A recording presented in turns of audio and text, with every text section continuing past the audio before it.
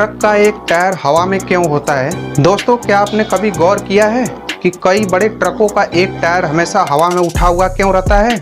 क्या वह खराब होता है या फिर उसे जानबूझकर ऊपर रखा जाता है?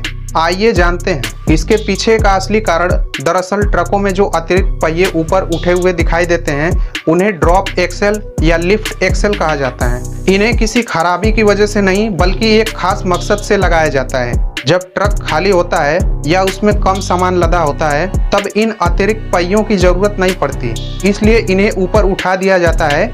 ऐसा करने से बाकी टायरों पर घर्षण कम लगता है और टायर जल्दी नहीं घिसते। इसी के साथ साथ ईंधन की भी बचत होती है।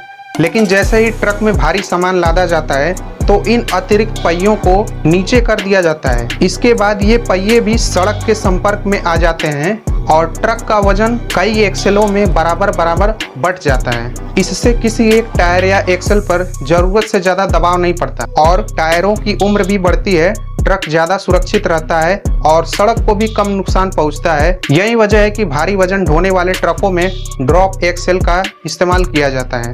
तो अब अगर आपको किसी ट्रक का एक टायर हवा में उठा हुआ दिखाई दे तो समझ जाइए कि वह खराब नहीं है बल्कि ट्रक की स्मार्ट इंजीनियरिंग का एक अहम हिस्सा है।